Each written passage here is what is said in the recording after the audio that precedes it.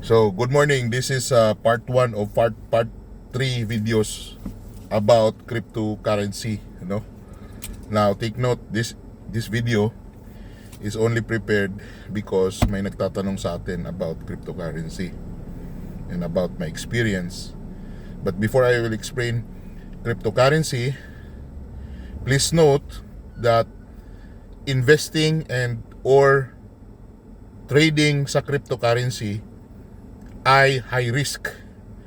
Pwedeng mawala lahat ng pera mo dito sa cryptocurrency investment or trading. Kaya kung mag-i-invest ka ng cryptocurrency, maliit lang kung you don't know yet about crypto at nag-umpisa ka pa lang. And invest only what you can afford to lose. Kailangan prepared ka na mawala yung pera na yon. Kasi marami ng beses at marami ng taong nawala yung pera nila sa cryptocurrency. Okay? So mag-ingat, mag-research. Kung mag-invest ka, invest only what you can afford to lose. Kung kikita ka, then very good. Okay? Pero kung hindi ka sure, okay, and still interested ka, invest only what you can afford to lose. Okay? Now, so I'll go to kung ano ang cryptocurrency.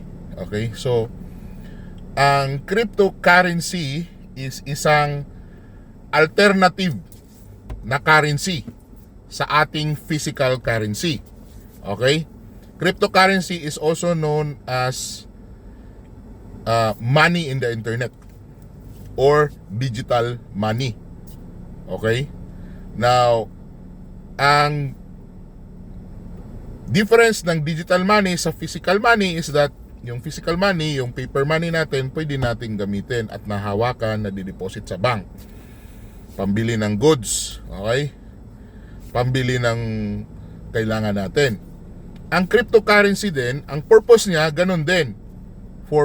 We can use this money to buy things. Pero yung pera hindi natin nahawakan kasi digital siya, nasa phone natin, nasa computer natin. Okay? Unfortunately, as of now in January 2026, unlike paper money na pwede mong i-transact, bili ng gasolina and everything na kailangan mo sa bahay, pagkain, yung crypto, hindi lahat ng merchant tatanggap ng cryptocurrency in exchange ng mga kailangan mo or pambili ng mga kailangan mo. So ngayon, ang cryptocurrency or digital money, ang ginagawa lang ngayon ay meron naman, may mga nag-exchange, may mga tindahan na tumatanggap ng cryptocurrency. Pero hindi lahat, hindi siya general. Ang purpose, ang pinaggagamitan ngayon ng cryptocurrency is a mode of investment or a mode of making money. Okay? So yun lang ang karamihan na bakit ang mga tao pumapasok sa cryptocurrency, hindi dahil may currency, digital currency sila na pwede lang bilhin doon sa tindahan. Hindi. But for the purpose of kumita. At so ginawa ngayon yung cryptocurrency as an investment or money making tool.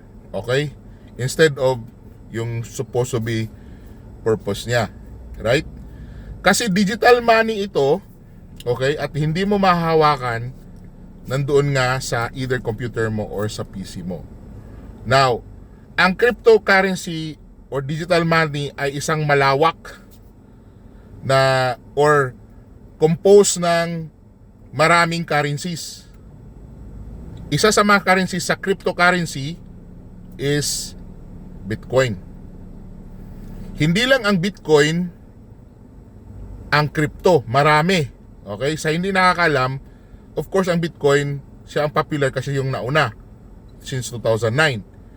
Pero may mga additional cryptocurrency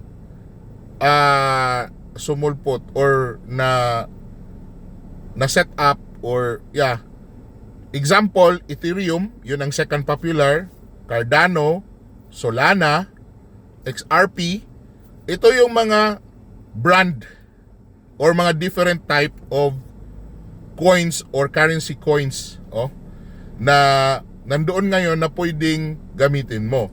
Okay? So, kagaya ng physical currency, merong dollar, merong peso, merong pound, merong Chinese yuan, may Thai baht. Sa cryptocurrency, merong Bitcoin, may Ethereum, Solana. So, different yung brand. Ang mga investor or mga trader ng crypto, mamimili sila kung anong klaseng cryptocurrency gagamitan nila. Pero of course, popular is Bitcoin. Ako personally, I use, in the past, I traded the top 5 currency, So Bitcoin, Ethereum, Cardano, XRP, Solana. Okay, may Luna pa doon pero nawalang parang bula yon, nawala yung pera natin doon. So, ito yung mga digital currency sa crypto. Okay? Ang Bitcoin as currency ngayon, as part of a cryptocurrency, bakit siya popular? Not because ginagamit yung Bitcoin pambili ng gatas, ng gasolina or common goods natin.